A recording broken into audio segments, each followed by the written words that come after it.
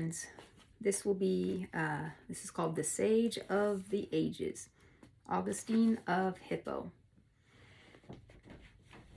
Okay, they called Rome the Eternal City.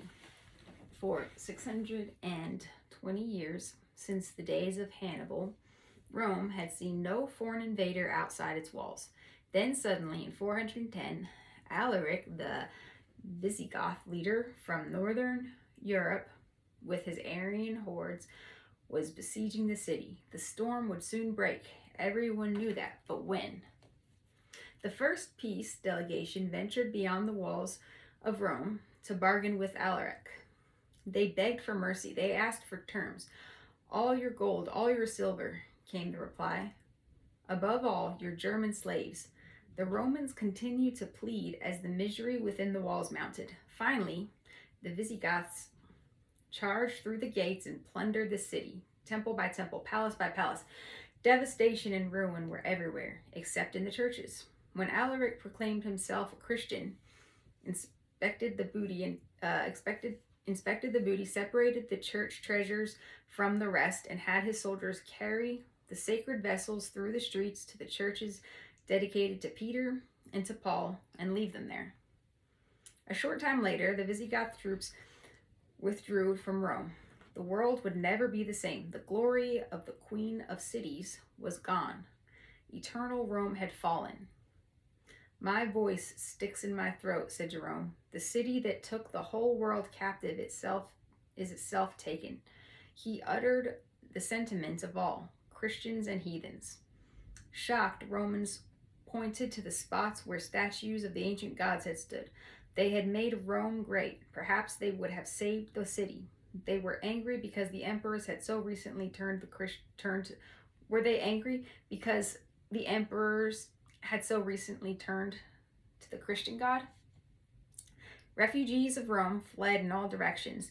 In the little North African seaport of Hippo, a slim and beardless figure with a shaven head and sharp features watched the arrival of the troubled refugees. He heard their probing questions, their expressions of doubt. Someone should offer an explanation for the ravaging of Rome. Then and there, Aurelius Augustine, the bishop of Hippo, decided to pursue the questions. Why had Rome fallen? Would the ruin of the eternal city mean the collapse of Christianity? Was the end of the world at hand?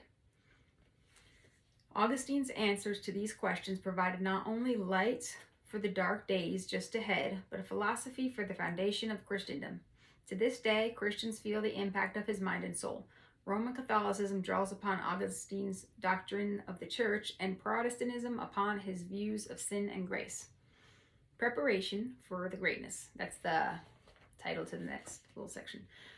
The great North African was born on November 13th of 354 in Tagaste, Tagaste, a little town in the hill country of Numidia, a region we know as Algeria. His father, Patricius, was an easygoing heathen. His mother, Monica, an eager Christian. In spite of their limited resources, the couple was determined to give Augustine the best education available. Thus, he went to school, first near home and then in the North African capital, Carthage. In the capital, he found sexual temptations irresistible. He fell in love with a girl who gave him a son, Adidatis. I don't know how to say the name. They lived together for 13 years, but Augustine always felt that sex was his defiling passion. It colored his conceptions of sin, and it marked the depravity from which he later felt himself rescued by God's grace. His higher nature, however, constantly asserted itself. A treatise by Cicero, the Latin author, fell into his hands in his 19th year and convinced him intellectually that he should make truth his life's search. The old temptations, however, still assailed him, and like Paul, he felt that the two warriors, a higher and lower, were struggling in him for mastery. In his conflicts, he turned to the Bible, but it had no appeal to him. Its style seemed crude and barbarous to him. For a time, Augustine tried Manichaeism. I'm not sure how to say that, but it's I'll actually just show y'all. right there. I don't even know if I was pointing at the right spot, so maybe that wasn't the best idea. For a time, Augustine tried Manichaeism.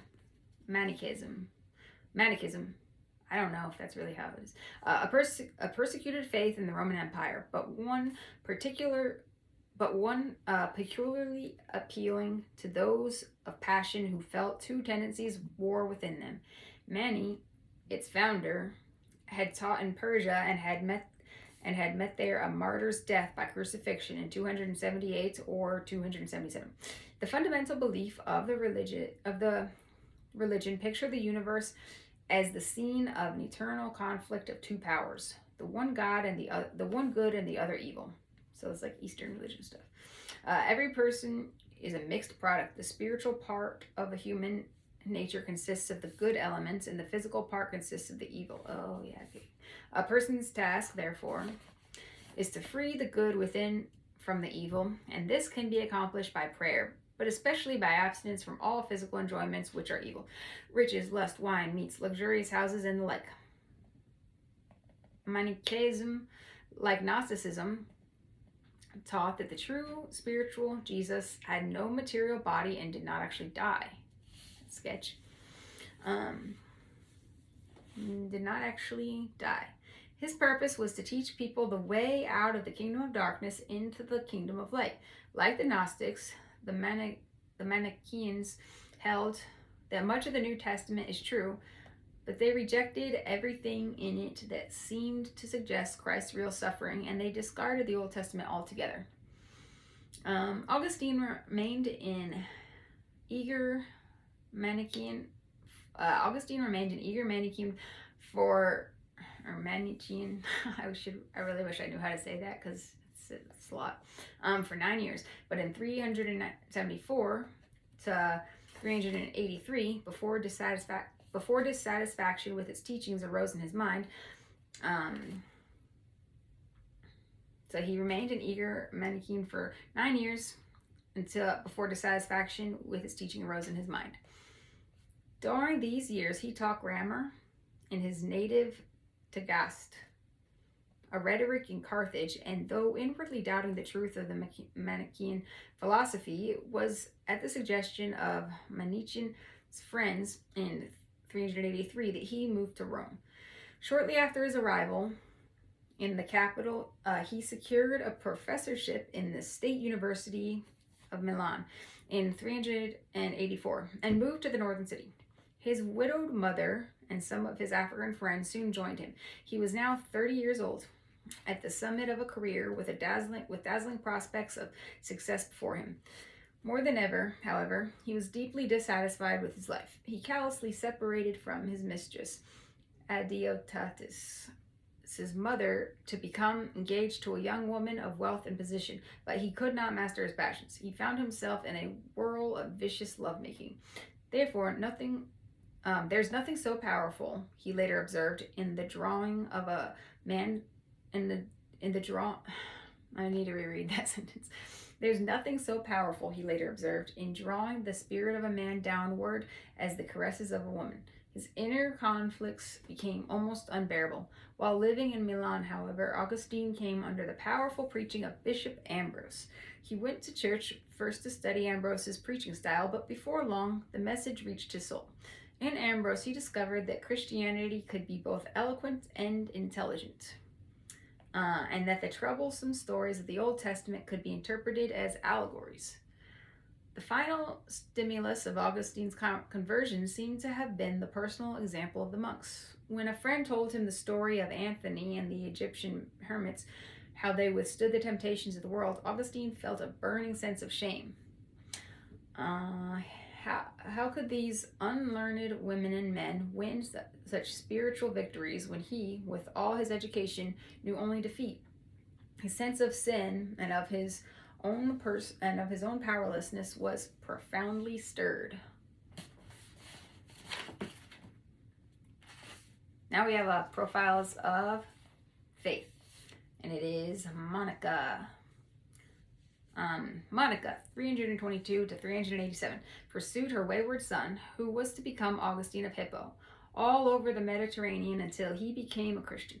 Monica was born to Christian parents but married Patricius, a Roman bureaucrat in North Africa, and more important, pagan.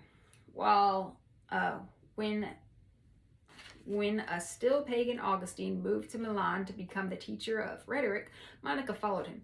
Several years and many tears later, when Augustine converted to Christianity, he credited in Confessions his mother. On her deathbed, Monica told her son, my hope in this world is already fulfilled. The one reason I wanted to stay longer in this life was my desire to see you a Catholic Christian before I die. My God has granted this in a way more than I hoped. Augustine himself truly was her great life's work. And now back to the regular text. Matters came to a head as he walked through his garden in agony. He heard the sing-song voice of a child saying, take it and read it. He picked up a New Testament. His eyes fell on the words perfectly suited to his mood. Not in carousing and drunkenness, not in sexual immorality and in debauchery, not in dissension and jealousy. Rather, clothe yourselves with the Lord Jesus Christ and do not think about how to gratify the desires of the flesh. That's Romans 13:13-14. Instantly, said Augustine, as I reached the end of this sentence, it was as if the light of peace was poured into my heart, and all the shades of doubt faded away. On the eve of the following Easter, in 387, Augustine, with his son Adeodatus and his friend Alpius, was baptized by Ambrose in Milan. The unrest of our past life, he wrote, receded from us. A few months later, accompanied by his mother, he set out for North Africa, a different man. On the journey, however, near Rome, his mother died. And during the autumn of 388, once again settled in Tagaste, he lost his son, adding to the grief he had already felt from the death of his mother. Augustine was now as eager to leave the world as he had once been to plunge into it. It was not to be. His gifts were too well known, and the need for leadership in the church was too great for him to be left in peace. 3 years later at Hippo, by popular demand, but against his will, Augustine was ordained a priest. Soon, at the request of Bishop Valerius, he was chosen assistant bishop of the church, and a year later, upon the death of Valerius, Augustine succeeded to the leadership of the church in Hippo. He was 43 years old, and for the next 30 years until his death in 430, he stood in the center of the storms of his time. Now we're at another section, the Donatist controversy. And there's also a picture fresco painting of St. Augustine by Botticella depicts Augustine studying and being spiritually moved by a vision of the death of St. Jerome.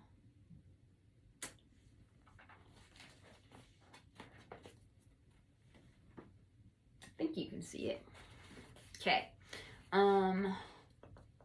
North African Christianity was still torn by a passionate conflict between Catholics and the movement called Donatism. The controversy was long-standing and deep-seated. A bishop of Hippo could not avoid speaking to the issue. When Augustine stepped into church leadership, Donatism was almost 100 years old. The movement stood for a holy church, for church discipline, and for inflicting resistance to unworthy bishops. The Catholics, said Donatists, that surrendered all of these by ordaining immoral priests and bishops. The Catholics, said Donatists, had surrendered all of these by ordaining immoral priests and bishops. The Donatist name arose from Donatus, Bishop of Carthage, 313-355, who led the protest against Catholic practices. Donatists' charges centered on the fact that certain Catholic bishops had handed over the scriptures to be burned during the persecution under Diocletian. Such an act, the Donatists insisted, was a sin of apostasy and disqualified the offender from the church leadership. Since the Catholic priests were ordained by bishops who had sinned so grievously and thus were not legitimate, the The Donatists believed they, rather than the Catholics, constituted the true Church of Christ. During Constantine's time, the Donatists were still widespread in North Africa, and in some areas they constituted a majority. Augustine rejected the Donatists' view of a pure church. Until the day of judgment, he said, the church must be a mixed multitude. Both good and bad people are in it. To support this idea, he appealed to Jesus' parable of the wheat and tares. That's Matthew 13:24-30. Neglecting the fact that Jesus was speaking not of the church, but of the whole world. That was comma, neglecting the fact that Jesus was speaking not of the church, but of the whole world. Augustine also set forth a different understanding of the sacraments. The Donatists argued that the validity of the sacraments depends on the moral standing of the minister. Augustine said no, the sacrament's validity rests not in the minister, but in Christ. The priest's acts are really God's. All that is required of the priests is his awareness that he administers God's grace for the whole church. Such a view furthered the understanding of the priest as the channel of grace to the members of the church. Thus, Augustine added this considerable influence to the priestly view of the church that reached such unfortunate extremes in medieval Catholicism. Augustine, his defense of the Catholic Church in the Donatist controversy also led Augustine to support the use of force in the suppression of rivals. Initially, he was strongly opposed to coercion, but step by step he came to another view. In the face of the stubborn Donatist resistance to the movement's mounting pressure, he came to accept the use of force in a religious issue. What looks like harsh action, he said, may bring the offender to recognize its justice. Had not the Lord himself, in the parable, said, compel them to come in. That's Luke 14:23. Thus, Augustine's prestige made available for those in later ages who justified the ruthless acts of the Inquisition against Christian dissenters. Of sin and grace. It's another little section. If the Donatist controversy called forth the churchmen in Augustine, the Pelagian debate evoked his emphasis on salvation by grace. Pelagius was a British monk who came to North Africa via Rome. A disciple who accompanied him, Colistius, had hopes of securing ordination as a priest in Carthage, but he found little support in lands dominated by Augustine. As soon as Colistius' views appeared in Carthage, they were repudiated. As a result, Colistius headed for the east, where Pelagius had gone. Churches there were more receptive to Pelagius' teaching, but Augustine launched a strenuous literary attack on Pelagianism. By 1419, the Pelagians were banished by Emperor Honorius, and in 431 they were condemned by the General Council of the Church that met at Ephesus. Why? What did Pelagius teach that aroused Augustine's vigorous opposition? The monk denied that human sin is inherited from Adam. Each person, he said, is free to act righteously or sinfully. Moreover, death is not a consequence of Adam's disobedience. Adam indeed introduced sin into the world, but only by his corrupting example. There is no direct connection between his sin and the moral condition of each individual. I lost my place. Oh yeah, there I am. Practically every member of the human race has sinned, but it is possible not to sin. And some people have in fact lived without sin. What? That's insane. God predestinates no one, taught Pelagius, except in the sense that he foresees who will believe and who will reject his gracious influence. His forgiveness comes to all who exercise faith alone. But once forgiven, each person has the power to live pleasing to God. His idea of the Christian life was practically the Stoic conception of ascetic self-control. All this was in sharp contrast to Augustine's experience. He sensed profoundly the depth of his sin and hence the greatness of God's salvation. He felt that nothing less than irresistible divine power, grace, could have saved him from his sin, and only constantly inflowing divine grace could keep him in the Christian life. His Christian ideal was not stoic self-control, but love for righteousness infused by the Spirit of God. In Augustine's view, Adam's sin had enormous consequences. His power to do right was gone. In a word, he died spiritually and soon physically. But Adam was not alone in his ruin. Augustine taught that the whole human race was in Adam. I think that is also in the Bible in some places, maybe in Hebrews, I don't know. Augustine taught that the whole human race was in Adam and shared his fall. Humanity became a mass of corruption, incapable of any good saving act. Every individual, from earliest infancy to old age, is contaminated by sin and deserves nothing but damnation. Since we are capable of doing nothing good of ourselves, all power to do good must be a free gift of God, that is grace, out of the mass of the fallen race. God chooses some to receive his grace, which comes to them from the work of Christ, and ordinarily through the church, and especially through its sacraments. All who receive baptism receive regenerating grace, which gives a person back the freedom to serve God. Though that service is imperfect, even at best, and it's maintained only by the constant gift of more grace. As Williston Walker explains, those to whom God does not send his grace are lost, nor can anyone be sure, even if he now enjoys God's grace, that he will be saved. Only those to whom God gives the added grace of perseverance, that is, who have divine aid to the end of life, will be redeemed. A person, therefore, has no power or worthiness of himself nor herself. Each person's salvation is fully from God. Augustine, like Paul, had been apprehended by the grace of God. He entered the Christian faith by what seemed to him catastrophes.